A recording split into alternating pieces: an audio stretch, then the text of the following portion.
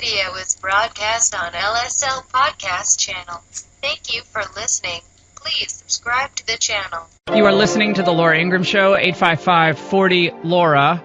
Another tragedy, this time, of course, at this church in Texas, small community rocked. And the assailant, by all indications, who was both mentally unstable, was court-martialed in part for spousal and child abuse. Someone with a court-martial for spousal and child abuse should not be able to get a gun. Period. I'm sorry, but, you know, anyone out there who's an NRA person who disagrees with me, bring it on. This is ridiculous. Now, I'm the first one to say, after, you know, a tragedy like this with so many innocent people gunned down, that the left is politicizing. And believe me, we're going to get into how they are, in an obscene fashion, both criticizing the prayerful. I mean, you could almost say some of these freaks are criticizing them for being in church. Okay? Now, I'll get to that. But when you look at this, and I've decided I'm not going to use his name. I'm not going to dignify him by being identified on this show. But this is an individual who was clearly mentally disturbed. Another man who was in the depths of depression. I don't know if he was on any, Elisa looked that up, if he was on any antidepressants. A lot of these people, like Dylan Klebold, these other kids are on antidepressants. He's not a kid, he's an adult, but you know what I'm saying. They're on this Prozac or something. And there are problems with that, too. But the fact that he was able to buy weapons with a court-martial, if indeed he had bought them before the court-martial, after the court-martial, that's a problem. Now, I think someone like this individual would be able to carry out mass carnage in another capacity if he had been prevented from getting a weapon, a gun. I have a feeling, and you never know, but if he's going to go to the trouble of putting on tactical gear and dressing up like this, you know, this evil force and this reliving his military day, whatever he was doing, then he probably had the wherewithal to go on the internet and build a bomb. My sense is. But that doesn't, the fact that he could have killed people with a truck or a bomb doesn't mean this individual should have been able to purchase weapons post-court-martial for spousal abuse. I'm sorry. I have a real problem with that. Now, it's not, is it a criminal conviction? It's in the military court system. But individuals also can lie on their background check form. They can lie, and apparently he did. There must be a way to properly search files. In the era of supercomputing, we should be able to check files. Okay, he was court-martialed. He was discharged from the military, and the accusations against him for spousal and child abuse were serious enough to require that he be ejected from the U.S. military. Before he purchased this gun, he did seek to get a right to carry permit in the state of Texas and was denied that permit in the state of Texas. That's good. It was after that he was able to buy this gun. And what we do know is that under a federal law, someone who is dishonorably discharged, as this person was, is not authorized to be able to buy a gun. Well, isn't but did. So this is where Republicans and Democrats can come together on this issue. This has to be completely tightened up. I know they want to go for the assault-style weapons, and that's what they wanted to do after Vegas. By the way, we still have unanswered questions about Vegas. I love how everyone just forgets about Vegas. There are all these people who end up dead. People are dead post-Vegas who were involved in the Vegas, shooting. People just end up dead. Like lawyers there's some weird stuff happening from Vegas. But in this scenario, this has to be tightened down. Tighten this down. This whole thing is absurd. But as usual, in a place like Texas, you carry out, this horrific act against innocents, and there'll probably be someone nearby with a gun. And there was indeed an individual who had a gun across the street who decided, this ain't going to happen in my town. I did what I thought I needed to do, which was they said that there was a shooting. I pursued, and I just did what I thought was the right thing. You know, there were more weapons in that car. You possibly stopped them from killing other people. I didn't know that. Well, it looks like he actually, when the neighbor, and please give me his name, guys, because I'm in the middle of this, so give me the neighbor's name. The neighbor... his name was Johnny Langendorf. So when he shot at the assailant when he was going into the... Because the guy was shooting outside the church. Then he went in and kept shooting. A neighbor grabbed the gun, and we're still learning the timeline here, but ended up shooting him. Looks like he wounded him. And then we don't know if he shot himself in the vehicle. He obviously knew he was being pursued, but they all chased him. Chased him down. And he ended up dead. So just like the Vegas killer, this guy ends up dead. He said, I just want to move back to Texas. He said something along the lines of, but Texas isn't much better. Pretty much said he didn't like Texas. Oh, no, a friend of his said, I just want to move back to Texas on Facebook. And then he said something along the lines of, Texas isn't any better. Pretty much said he didn't like Texas. I think he had a kid, and he's still a baby. He was married, but I don't know to whom. It's crazy to think I grew up with him, same town, same school, same classes. He was different in school and creeped me out, but never thought he would do such a thing. A former friend on Facebook wrote, it's scary to think that I knew this psychopath. He had been in my house. I was actually friends with him, and I literally would stay the night at his place when we were kids. I ended up distancing myself from him in high school after he got into an argument with me in school, and he tried punching me several times. Dude was a crazy man.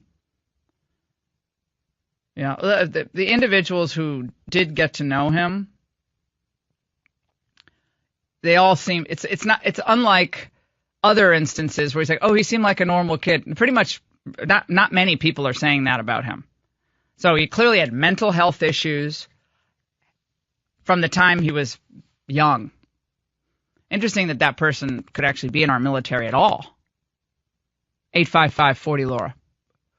Your thoughts on this? When you saw this play out and the heartache from having a 5-year-old killed all the way to a 72-year-old killed. 26 people dead. I think, I have to say, when I'm in Mass, I think about this sometimes. I've thought about this. What if someone comes in the back door? I mean, there's obviously no security, and you think of people in church services in the Middle East, in Egypt, where the Coptic Christians had been killed in church services during Mass. Priests have been beheaded during Mass, exploded in the Middle East. And you think, I mean, sometimes I do think, where are the exits? I always look for the exits in a room. I mean, isn't that weird? Like, I always think of this because I think, how can you get out? You're a sitting duck in there. All you have is a wooden church pew.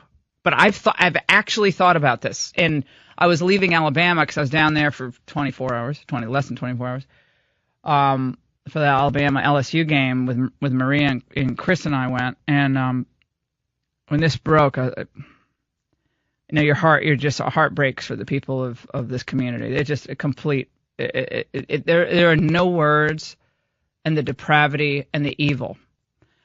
Another thing worth noting about this is that he seemed, by all accounts, Facebook postings, to be rabidly atheist. Now, it doesn't mean that everyone who's an atheist ends up being a killer or a criminal. That is not what I'm saying. But it perhaps is relevant in that he chose a church to carry out this attack. And I bet once you start looking into this guy's background, I bet, and this doesn't excuse anything, that when he was younger, he was badly, badly hurt by somebody. Somebody did something to him. And I don't know what it was, but I guess he could have just been born evil, I guess. But I bet by the time we finish this profile of him, it will likely be the profile of someone who himself was subjected to some type of abuse. That's my sense. And Trump is right. We do have a mental health problem in this country that, when mixed with the internet and the ability of individuals to get all jacked up by things they're reading on sites, by violent images and video games and Hollywood, they get ramped up. And maybe they're on antidepressants, maybe they're on some type of medication, and they already have problems. Different from 20 years ago when individuals, plenty of evil, screwed up individuals 20 years ago, but what they didn't have is this pipeline into groups, chat rooms, Facebook, Instagram, YouTube, where they're connecting up with other deranged, screwed up, evil people with violent tendencies. That is what I see happening. And they have an ability to encourage each other. They're loners, except they have this false reality that is, it's kind of perpetuated, with this internet connection. So they're alone. They're really, in their mind, they're loners. They're total loners. But then they can be somebody on the internet. They can be someone on the internet. And so they're not alone. They're not alone in their depravity or in their psychopathic tendencies. And they're on the internet and suddenly, there are other people like me. And they say, oh, wow, this is how you do this. This is how I'm no one now, but wait until after I do this. Everybody will know my name. Everybody will know who I am. There's a lot in here, a lot in this story to examine, to understand, to, I think, pray about, cry about, be enraged about. But I will say that the good and the strong emerge when evil attacks. The good and the strong. And this neighbor, Stephen Wilford, who managed to shoot this domestic terrorist of a mass shooter, he grabbed his gun and he's like, ain't gonna happen here. I don't care if I lose my life. I'm going to take this guy down. And he did shoot him. Who knows what this guy would have done? He's clearly, when he heard that he was being shot at, that's when he got out of the church. All those people could have been dead. And he had other weapons in the car. 855-40-LAURA. Your reaction to this horrific tragedy. The left is demanding immediate ban on any AR assault-style weapon. They use the word assault because one trigger pull is two buttons. One trigger pull, get two bullets, but it does allow for a larger, capacity. But it's an AR-15 type weapon. It's one of the weapons they have. I think that will do almost nothing to prevent carnage in the United States. But this is where they're going. And they say if you don't agree with this, then you might as well pull the trigger yourself. This is where we are in this country. 855-40-LAURA. Your reaction. I especially want to hear from law enforcement and anyone who has been involved in the mental health arena. I want to hear from you. Do you agree with me that the loneliness, the desperation of the depressed and those who have their own mental health issues connected to the internet, jacked up in these social media settings, that this is creating, in part, a pockets of real violence in this country?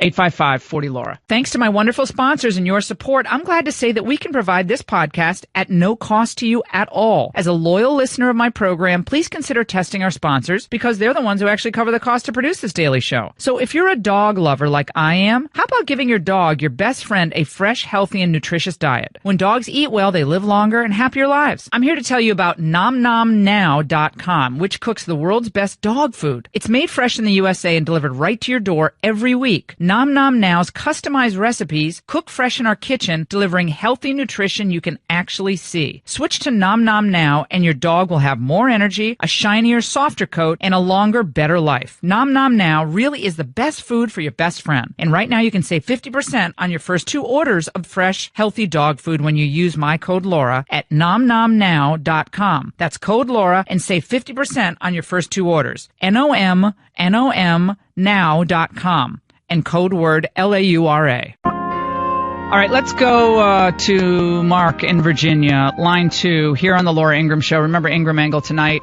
10 p.m. Eastern Time. It's going to be a fantastic show. We're going to unpack all of this. We have a lot of political news we have to get to as well. Mark. Yes, ma'am. I'm a career law enforcement retired. Teach concealed carry for a number of years to civilians. And I'm telling you, and I'm an FFL holder in Virginia. I've got a small gun shop, and I'm telling you, there is no way that man shouldn't be able to get that gun. And my understanding is he was bounced out of the military and then bought it after that. That's the reporting I've heard. So with the background check, the way we've had it rigged in Virginia, it's electronic. It's just about instant. There is no way that man should have gotten guns. And the other point I want to make is, where were the guns in the church? And I know I'm a chairman of deacon in my church. It's a small church. It's about the size, I think, of the church that was victimized here. And I carry every Sunday, and there's more than one person in my congregation that carries. The pastor knows about it. We have plans for this kind of thing. And it just saddens me that the carnage was as great as it was. Because, Laura, I'm telling you, that could have been minimized every time. Someone's carrying inside the church. Shooting. That's exactly right. And every time we have this situation come up, and I teach about it in my concealed carry classes, when these people are cowards. And so when you have use of force or show of force against these folks, it always... Well, look at what he did. Mark, look at what he did. When that neighbor starts shooting at him, he goes running like a little baby, jumps in his car, and then he crashes dead.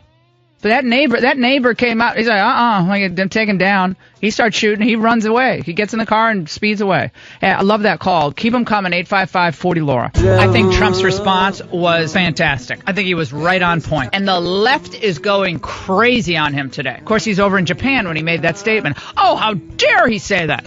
He was jumping to the conclusions about the truck attacker last week and said, look, we should change immigration law. Shouldn't have this. Well, that's kind of an obvious. The diversity visa deal with the Uzbeki who decided, well, okay, jihad seems pretty good, and he's in the United States, just runs a bunch of people over. It's pretty obvious that diversity visa, both Democrats and Republicans are now criticizing that. They want to get rid of it.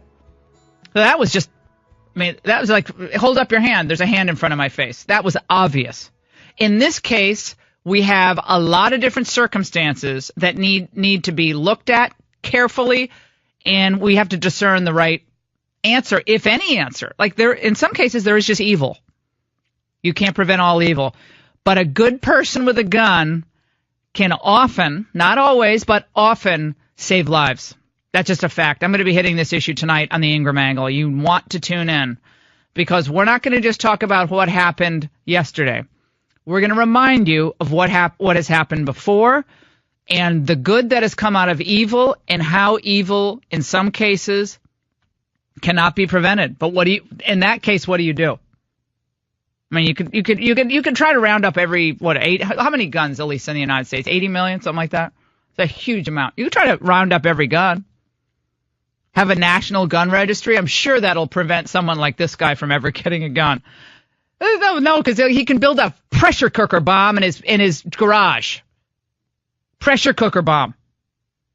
You think he was too stupid to do that? I don't think so. Any one of you listening right now could have done the same thing with the pressure cooker bomb. Kill a lot of people. If you want to kill people, you are going to kill a lot of people. Oh, how dare I say 80 million? almost it looks like 300 million weapons in the United States. Confiscate them all? The left, a lot of the people on the left say they don't want to do that, but of course they do. By the way, we also have Donna Brazile news. She's telling her critics to go to hell. The Clintons are on a total search and destroy mission with Donna Brazile because she's revealing exactly what Hillary Clinton was trying to do at the DNC. Well, of course, run the whole thing and rig the election. And meanwhile, Wilbur Ross, the Commerce Secretary, had an investment that was invested in part in Russia. Well, by the way, if you have a 401k plan, you probably have one too. This whole thing is the most ridiculous situation. But all these leaks are coming out of Mueller's office. Another issue we're going to get to today. The NBC News yesterday has an article about how they are about to indict Mike Flynn, General Flynn. Leaks from the investigation, which is a crime. It's a federal crime for prosecutors to leak information out of the grand jury investigation. I went back and put my legal hat on yesterday. I was reviewing all my old stuff on the grand jury because I was a white-collar criminal defense attorney. You just can't do that. If you're a witness and you testified before the grand jury, you can go out and say anything you want as a witness. But as someone who's doing the investigation, you have no right to speak about it. And you can actually be prosecuted. So somebody should be prosecuted out of Mueller's office. All right, joining us now, Byron York from the Washington Examiner. We have a lot to get to with him. The left is absolutely on a tear against Donald Trump today for being the poodle of the NRA.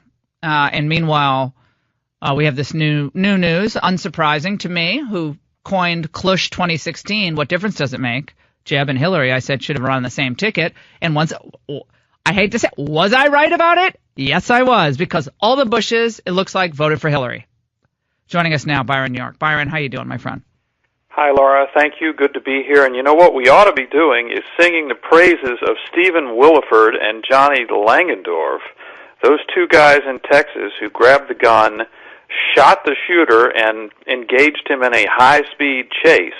And if the shooter had any plans of doing any more violent deeds, they were really interrupted by Williford and Langendorf. No, those guys were.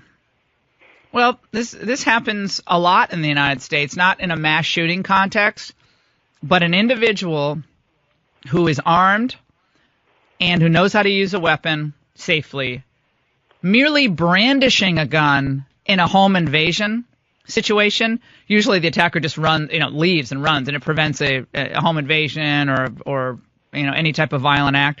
But in this case, they were just good neighbors, and they stepped in and said, and without a doubt, that guy would have killed more people. Well, there's no question about it. Who knows if the law enforcement even would have been able to get him that quickly? And he dropped his gun when he was fired at. Coward. By a civilian nearby who had a gun. Yeah, well, total coward. The left is going bananas because they say, well, Donald Trump, he was immediately last week calling for changes to diversity visas after the truck attack by the Uzbek. But now he's like, it's just mental health. We're not going to do anything on guns. How do you see that? Well, first of all, the Second Amendment is in the Constitution. There's been a big Supreme Court case about it, that it protects a personal right to bear arms. And the diversity visa is not in the Constitution. It's a particularly bad piece of policy that started in the 1990s, and a lot of people have wanted to get rid of it ever since. So I just don't see these as being the same thing. This was Harold Ford Jr. today on Morning Joe. Let's listen. Shame on the president for shame on the president for a lot of things, but on this more to be overseas and to say we care about these people and this is terrible what has happened, but this just mental health is the problem. Well, and to say mental health, that only is the problem. The commonality in all of this is one thing: an assault weapon. If you keep guns out of the hands of people who are mentally ill, at least we can prevent innocent people from being killed. His point on this was the assault. You cut it too short, James. The assault weapon is what the problem is, and they were criticizing Trump for just talking mental health because you have to get the gun. Those types of guns shouldn't be sold. Well, that has always, how hard that has always been. They tried this in the 1990s with certain types of guns, certain designs of guns. I mean, it's been extremely hard. I have to tell you personally, I don't have a problem with some of these measures that have been proposed, magazine size, for example, but it's not going to solve the problem of this guy who snaps and goes shooting in the church. Well, what we know is individuals with the wherewithal, the mindset to kill, as we saw with the Tsarnaev brothers, they didn't need a gun. They needed an internet connection, and in short order, they were able to build pressure cooker bombs, and this individual clearly could have done that. So he was going to commit some type of carnage, and he happened to use weapons. It looks like the individuals in the church included, the congregation included his old in-laws, but they weren't there that day. It looks like there was some, his ex-in-laws, the rage and the mental illness and all of it combined, the spousal abuse, maybe he feels like he was wrongly court-martialed and he was set up, in the mindset, it was all a setup and I'm going to get them now. I mean, there's something that he would have done with or without a weapon, clearly. Maybe he wouldn't have been able to kill that many people. We never know. Well, that's true, but here again, in this case, after a horrible amount of damage was done, you did have a citizen who was armed be able to step in and stop it before police arrive. So you got to be thankful for that. Well, Byron, I want to move on to talk about some of these political issues at the same time that are bubbling up. First, let's talk about the Bushes and their revelation that HW voted for Hillary, which to me it didn't surprise me for 1 millisecond. No. And did W vote for Hillary as well? Or he I didn't believe say? George W. Bush said he voted for none of the above, indicating that he did not vote for either Trump or Clinton. Oh, how brave. So he didn't vote for anyone, he claims. HW voted for Hillary. Jeb, McMuffin. Maybe Jeb voted for McMuffin. I have no idea. But this proves what many of us have been saying about the global establishment within the Republican Party, that they have much more in common with Democrats than they do with the grassroots of their own party. So much so that they are mouthing the same platitudes about the president and mouthing the same platitudes about the issues, immigration, trade, etc. But this just again, I keep saying this is the good thing about Trump. Everybody's cards are on the table. You can't any longer pretend that you're with the grassroots and you're a Republican of law. No, you're not. And now everybody knows it. I find this to be very clarifying. It's a political astringent. It is, and this over the weekend I did a tweet storm, just 6 tweets. Oh, I saw your tweets. I retweeted you. And they were kind of, yes, you did. Thank you. They were kind of like a Twitter version of Chapter 4 of Billionaire at the Barricades, and it was just. And the thing is that we now have 2 examples here. We have this George W. Bush interview with the new book, in which he criticizes Trump, attacks Trump, and then we have the speech that he gave in New York City recently, in which he did not mention Trump by name. It was pretty clear he was talking about Trump. And in both cases, especially one in the book where he says he believes that he might be the last Republican president, in both cases he does not seem to be willing to confront the damage that he did to the Republican Party, and we all know the bill of particulars here. A major war in Iraq started essentially by mistake, a devastating economic collapse at the end of his second term, job approval that was in the 20s by the end of his presidency, which means he's lost not only the other party, not only independents, but a lot of Republicans as well. And it was that performance that made it impossible for a Republican to succeed him. Now, say what you want about John McCain, there was no way a Republican was going to win after George W. Bush. Paved the way for an across-the-board Democratic takeover, leads to the first filibuster-proof Democratic majority in the Senate since Jimmy Carter, and one result of that is what? Obamacare. So these are far-reaching failures that did enormous damage to the Republican Party, so much so that in the next primary, 2016, the Republican candidate wins the Republican primary by trashing the last Republican president. Well, I think and the only one who I think really could have done what Trump did is the man who would say, okay, let's be honest about what's happened. I tried to get Romney to do that in 2012, and he wouldn't touch it. He's like, I can't criticize the Bushes. I'm like, okay, well, I tried. He came close, but then he basically did the whole, I support the Afghanistan, Iraq, He wouldn't take on the Bushes. He wouldn't do it. It had to be done. Byron, somebody from outside the party structure. Yes, exactly. Someone had to just come in and say, okay, I'm just going to tell you what's really going on. And Byron, this tax plan, the more you look into it, the tax reform is just going to raise certainly my taxes, and even middle class people who get a break are going to have it sunset in 2024. Yeah, but I will say one thing: this tax plan is a work in progress. Yeah, it's going to change. It's still going to change. No, it's a nightmare. We'll have you on TV this week, Byron. We had a way too short of a segment on Friday. I'm just getting my feet wet. So give me a break if it's not exactly the way it should be. But it was still fun. Yeah, see, we still had fun. Byron York, one of my absolute favorite people, period. We'll take a break on the Laura Ingraham Show. When we come back, D.C. might be considering taking down statues, but guess what? They're erecting a new one. I'll tell you who. Don't go away. Here is what I can tell you.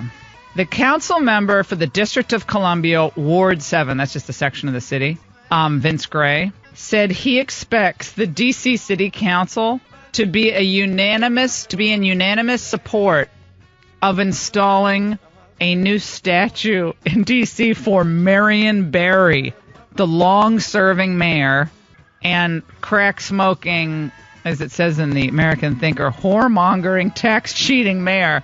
Whoremongering, I haven't read that since As You Like It in Shakespeare. Whoremongering, tax-cheating. He's the embodiment of the progressives in D.C., so I guess it does make sense. Out with the military heroes of yore, and in with the crack-smoking, whoremongering, tax-cheating Marion Barry. Perfect example of what progressives love most. Perfect. It makes perfect sense. By the way, you need to go to lauraingraham.com and Facebook. Watch my Ingraham Angle segment from Friday on the Ingraham Angle show on Fox. I trace Hugh Hefner's ascendancy in the porn world all the way up to the present day, and how we have this explosion of sexual assault and deviancy in the United States. You're not going to want to miss it. Go to our Facebook page and lauraingraham.com. You are listening to The Laura Ingraham Show, 855-40-LAURA. The carnage on Sunday at a church in Texas outside of San Antonio, a small rural community. About 1,000 people live in this town, and so of the 26 victims and 20 others injured, pretty much everybody in the town knows someone who was in that church. A lot to unpack. We'll do it together also on the Ingraham Angle tonight, 10 p.m. Eastern, on the Fox News channel. The fact that the left decides to, in some of these hideous social media postings, the left decides to hit and criticize people who said they are praying for the victims. Innocent people go to church on Sunday to honor their God, and while doing so, they get shot and killed. What country? America. Why? Republicans. That's Chelsea Handler, that totemic genius of the entertainment industry. I'm sick and tired of thoughts and prayers for mass shooting victims. This is Never Trumper, Max Boot, who's a so-called conservative, but he despises Donald Trump. What we need, legislation and regulation. Start with assault weapon ban. Can always count on him. What the future victims, really need is for Hill Republicans to find courage to stand up to the NRA.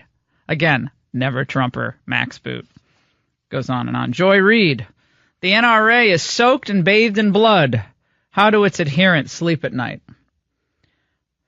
Well, Joy, after watching some of your commentary in recent years, I kind of asked the same question of you.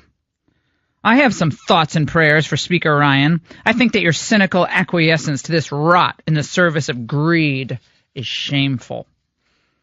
I have a question for these people. What do they ever have the same outrage and consternation and the desire for regulation when it comes to another constitutional amendment, First Amendment.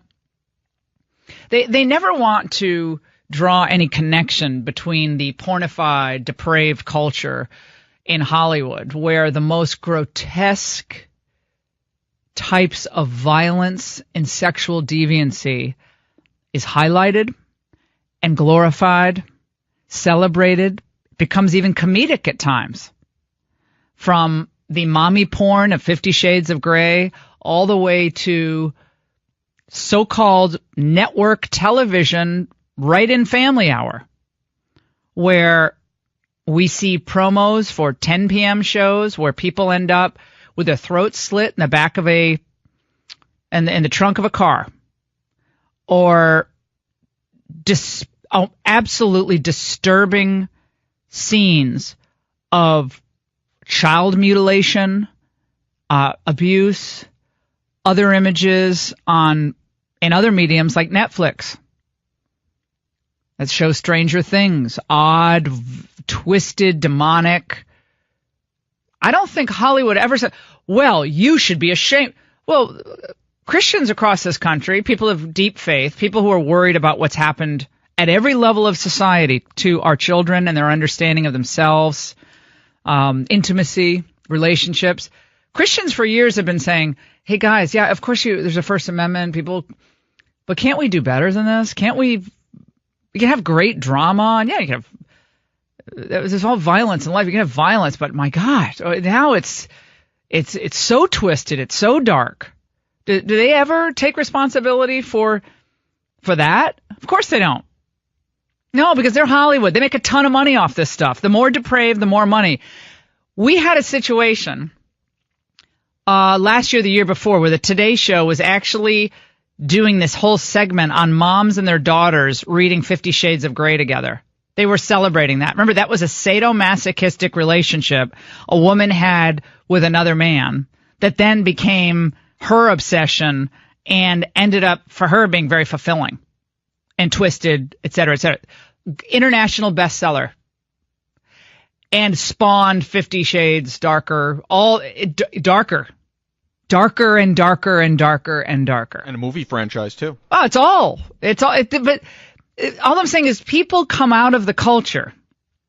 So I guess if you find the votes and you want to ban assault-style weapons, okay. Are you going to solve this problem? I don't think so. This individual, whose name will not be mentioned on this show, had the wherewithal and the mindset to kill a lot of people. He would have done it in some other capacity, I bet. And maybe it wouldn't have been so many, maybe it would have been more. We don't know. But he is someone, yes, who shouldn't have gotten a gun because he was actually court-martialed for spousal abuse. Should not have been able to get a weapon. He lied on his background check. I agree, that all should be tightened up. That's fine. And it should be done, and it's serious. But the idea that Hollywood is going to lecture us about morality in the wake of a mass shooting? I mean, blood on their hands. They have an entire generation's twisted view of sexuality and intimacy on their hands. Complete nightmare that Hollywood and the entertainment complex, multi-billion dollar industry of twisted depravity. And they would never take any blame. No. Why should they? Why should they? They have the right political views. So they hate Trump. As Keith Olbermann said, Trump's worse than bin Laden. What an idiot. Complete moron. Failed at sports broadcasting. Fired multiple times, which in and of itself, I'm not, I was fired a couple times. It was the best thing that ever happened to me. But nevertheless, fired multiple times, had great talent in sports, decides to just be an angry political pundit. No, it turns out nobody wants to hear him as a political pundit.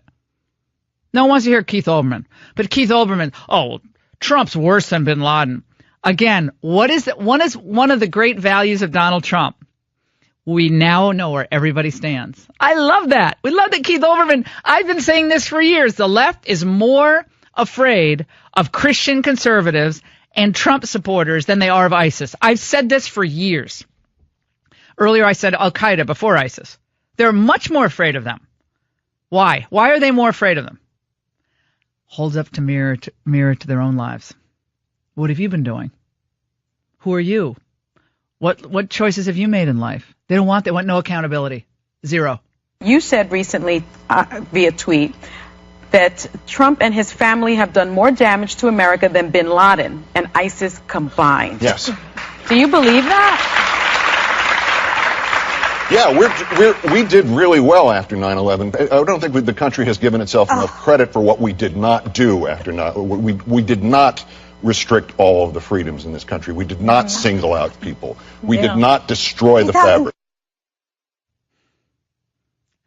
The follow-up was whether, you actually, that true? You think you're more afraid of Donald Trump? And he said yes. That's the bite I played on Friday during one of my back and forths.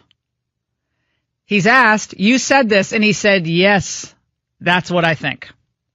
He's more afraid of Donald Trump than he is ISIS, et cetera, et cetera. That's the key part of that. Newsflash to Keith Olbermann. The country's always divided. The country's so divided. The country's always divided. Now we have the internet and social media. Everyone's like, here's it 24/7.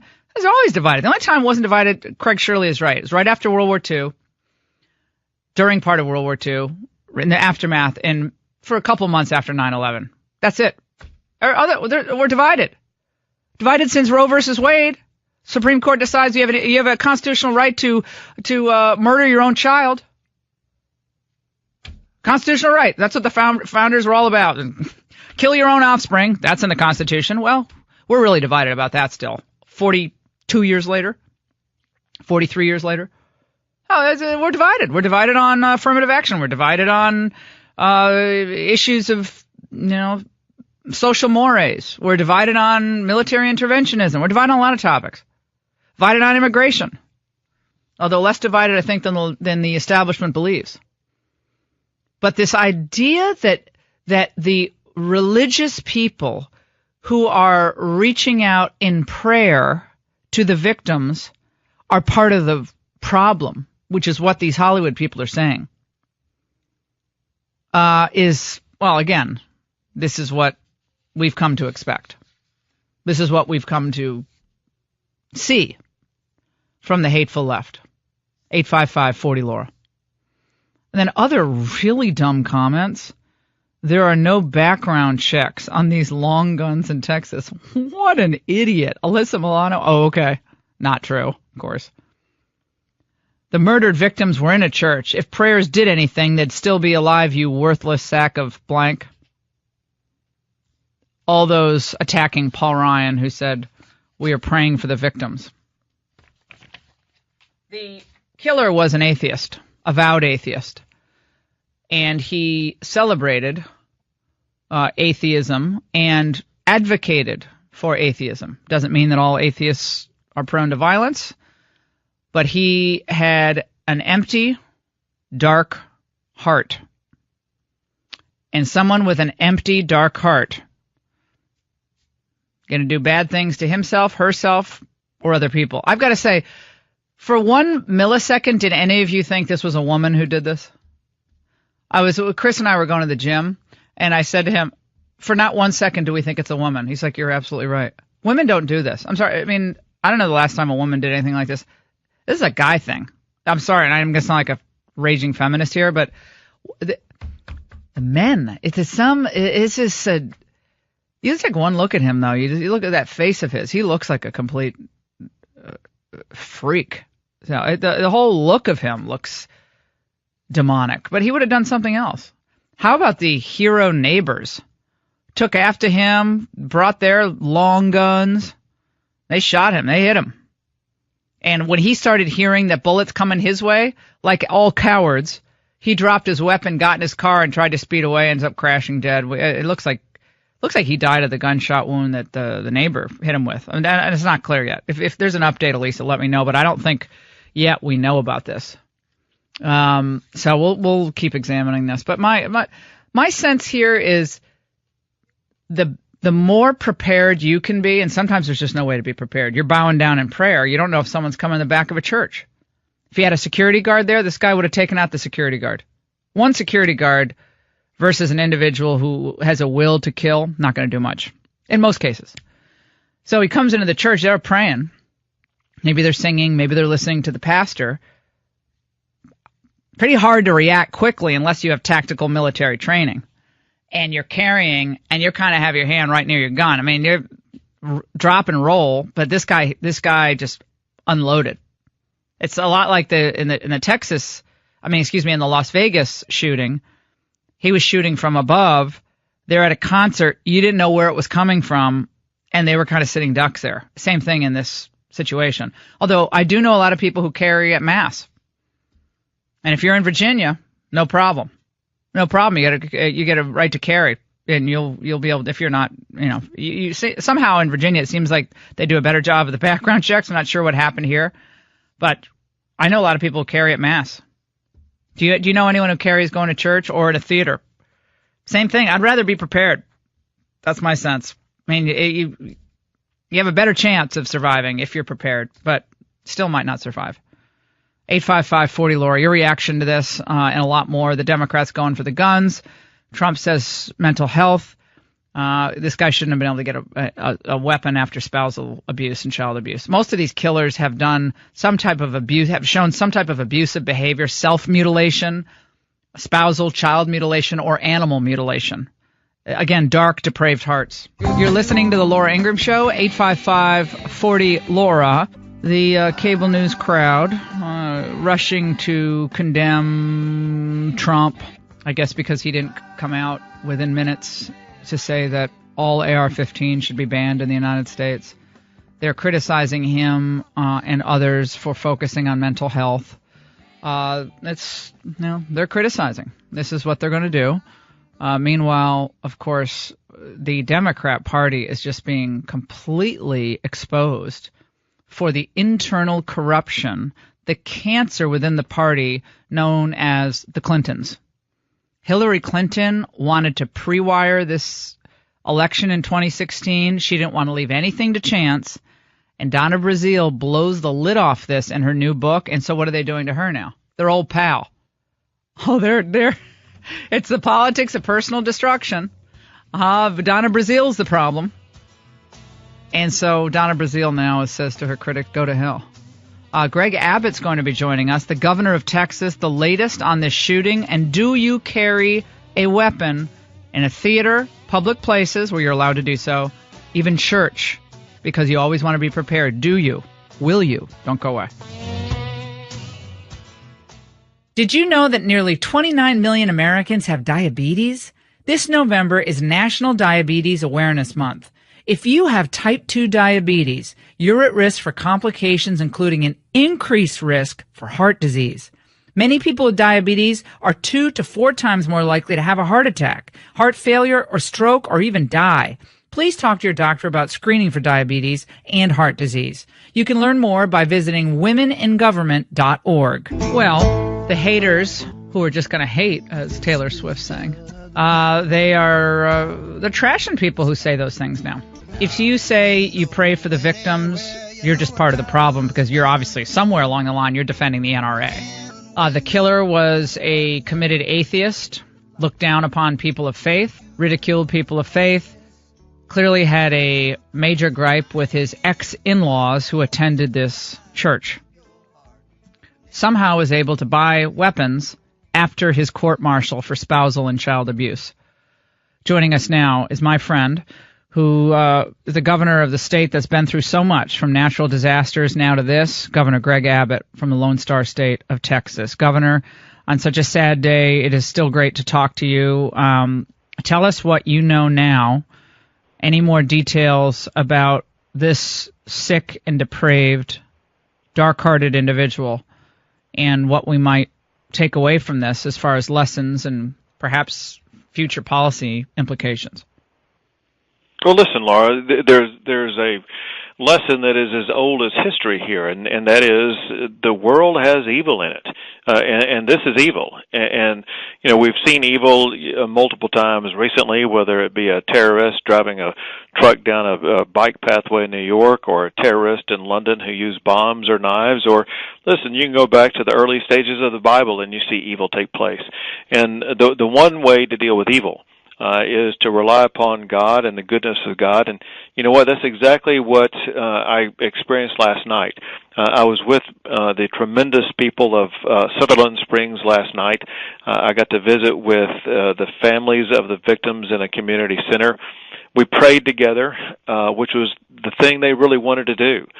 They wanted to reach out and to connect with God. And then after that, we went to a candlelight vigil, where once again, the key focal point of that vigil was love, and that love will overcome evil. And this was a completely deranged individual. Devin Kelly was. Listen, you got to be deranged to kill so savagely as he did, from a young infant to people in their 70s and everybody in between.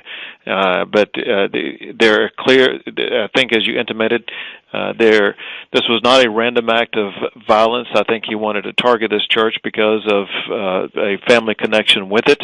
Those will be details that will be coming out here in the coming days. But this is something that we need to recognize is a component of the world in which we live. Now, you may or may not know that Devin Kelly did apply for a gun license in the state of Texas and was denied that gun license, but yet was still able to obtain a weapon. And that'll be one of the facts that we need to look into and see why and how that happened. But we need to, right now, focus on coming together and provide the support and love and strength that the people of Sutherland Springs need. Governor, the fact that children were among the dead, a 5-year-old, a 14-year-old, including the daughter of the pastor of this community, of this church, obviously you're a father, I'm a mother. In these situations, it takes your breath away. It's both it's disheartening, it's acknowledgement of evil, but also at the same time, as I said to my listeners earlier, Governor, we had two men who knew how to use a weapon and were good men, and they're also heroes here, which I think we cannot overlook. Well, it is a fact that a good guy with a gun stopped a bad guy with a gun. I was told by the director of the Texas Department of Public Safety that the good guy with a gun, the neighbor who brought his own weapon and shot at Devin Kelly, the assailant, that the neighbor did strike him with his gun. And it was after that the assailant, Devin Kelly, dropped his gun, and then the chase ensued. What we don't know is whether or not it was that gunfire that led to the death of Devin Kelly, or if it was a self-inflicted wound. But it's clear also that there were additional weapons and ammunition in the vehicle that Devin Kelly left in, and who knows what he was intending to do after he left that church. So it probably is true that the good guy with the gun stopped Devin Kelly from wreaking further carnage in the lives of the people in that area. Governor, what do we know about his purchase of firearms post-court-martial that you know of? Because that I have a major problem with. Someone who's court-martialed for spousal abuse. Federal law states that he should not have been able to get a gun. So how did he?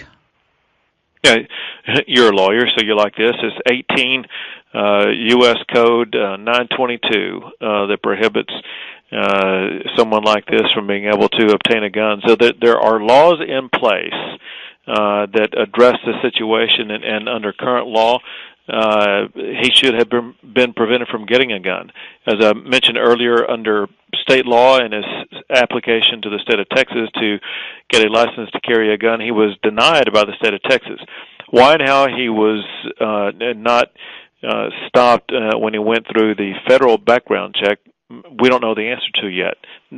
That will be one of the questions, as there will be many others that we need to come up with answers in the coming days. But Right now, we're dealing with a large puzzle. We have some of the pieces to it, and we're working on providing the other pieces to it. And why and how he got this gun, we will learn. I think you may know that he purchased the gun at an Academy store, and that did require a federal background check. And how and why he was able to get past that background check, we don't know at this time. And if indeed, Governor, we find out that he purchased these things, as you said, in the state of Texas at this store, and somehow this slipped through the cracks or was not comprehensive enough, would you support legislation that would make this background check to include court-martials and the like?